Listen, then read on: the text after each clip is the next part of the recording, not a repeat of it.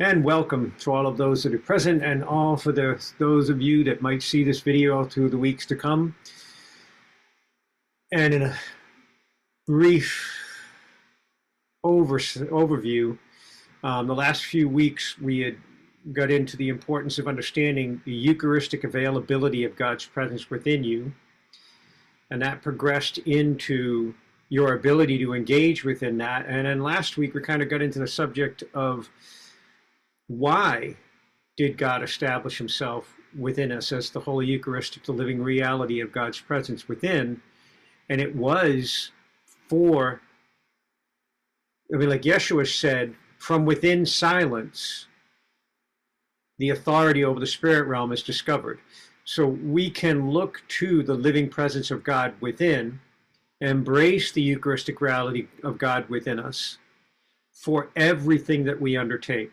And I know this is kind of jokingly, but even if you walk into a store and buy yourself a 75% dark chocolate cherry blend, whatever, are you taking the moment to recognize God's presence within you, to bless this item within your hand and recognize and receive all portions of God within it into you, and that your body would recognize anything that is not of God and pass it off through the natural process of elimination of waste? And that's just the basic practicum, the practical reality of how you can apply the recognition of God within you in the unceasing prayer and recognition that God is unfolding within me at all times. Do I align myself with the prayer of life within me, or do I embrace the prayer of death through confusion, sadness, depression, anxiety? Do I welcome in the spiritual ground that diminishes the nature of the Eucharistic reality of God's presence within me? And that's basically been the summation of the last 3 videos. And when I was talking last week, and I want to restate this, that right now, the veils between realms is so very thin. And we are in a process of ascension and arising within greater awakenings within humanity, greater recognition within people, seeing through the falsities that are presented to mankind and the deceptions and diversions that are put forth both on the spiritual realm and others. Yet I'm watching a lot of spiritual teachers deepen in their instruction to seek shamanic guidance or to seek spirits in the lower realm. They even describe it as drawing to spirits of the lower realm, reaching to ancestors through the spirit realm. And I just want people to consider the possibility that God instilled himself within you and that you can center on and find the source of all truth within you, not subject yourself into the spirit realm. And I've watched so many people that have gone to psychics or shaman or whatever, and you can see them in alignment with God, and then they're redirected and diverted. Or they're moved to a place of fear of an outcome because a psychic said something. In humility, I would project that Yahweh Elohim, God creator within you, will never give you counsel that will provide a fear in response. God will give you counsel that provides you a way to move in this direction, and you won't encounter the need for fear to protect you. You will encounter divine guidance as you move toward the blessings already established to you. Some psychics have a tendency, or shaman have a tendency, to draw to spiritual guidance, and in that lesser S spiritual guidance, they start warning people of an impending outcome. They warn people of a possibility of this occurring. Or they say that these potential things might potentially somewhat kind of like maybe happen, which instills in the person fear. That, with the veil so thin between this realm and the spirit realm, the order of principalities, and the heavenly realm, God is making available to us his living presence within so that we would access the higher state, the higher realm, to live as the spirit, capital S, above small s spiritual influence. So I would just say to you that if you would allow yourself the time, that even in their recent observations of the image of the Last Supper, they're finding hidden words around Yeshua's image that were put in there by Leonardo da Vinci, in that the silence is where all authority reigns and comes forth within you. So there is a reality that if you would allow yourself the time to search the living reality of Yahweh Elohim within you, you would find yourself governed in a way that you would move in alignment with the divine. And even though stuff is unfolding on the earth that may not be so great, your awareness and position in response to these situations that happen in near proximity or in your life or in your personal daily experience, your response will be completely different if you allow yourself to recognize the perfect, blessed, and limitless union that God has already formed in you. And as we are instructed, call upon the living name of God that is Yahweh Elohim, and recognize the very manifestation in the first word uttered into creation, that is Yeshua, and then to draw upon the living breath that is Avun, God's breath within us. We breathe deep.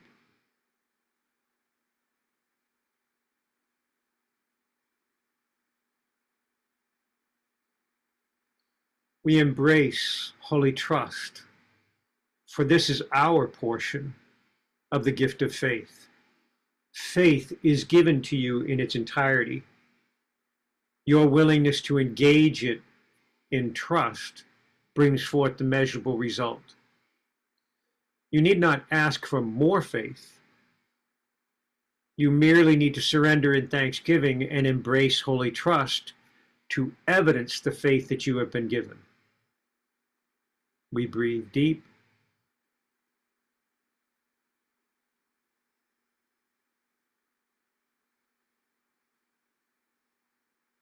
Yahweh Elohim ilamu kurakatali recharesma haramiyot arabekirbi andrikini neketru. Azrai inai sara albalocholom lola chalmuya taravashni eiguanandara. We breathe deep.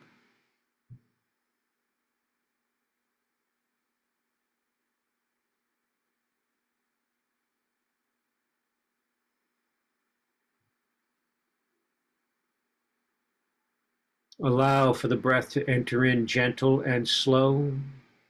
Exhaling, embrace the holy gift of silence within this moment and breathe deep, gentle, and slow as it enters into you, beginning the breath.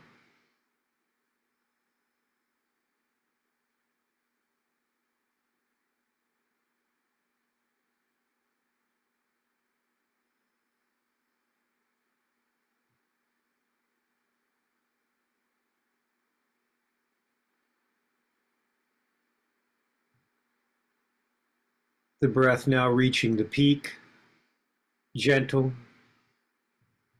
infilling, expansive, engaging into the reality of our perfect union within Yahweh Elohim.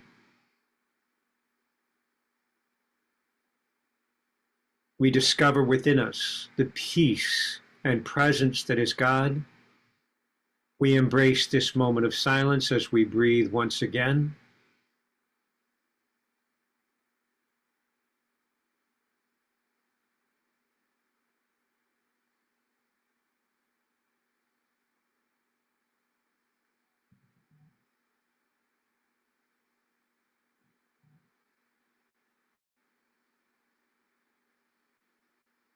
We welcome in the holy gift of grace that extends us the prayer of life in this moment, to find the measure of life in the unceasing awareness of the living prayer of God unfolding within us, and seeking the presence of God in a fervent and deepened prayer through holy silence. We breathe deep.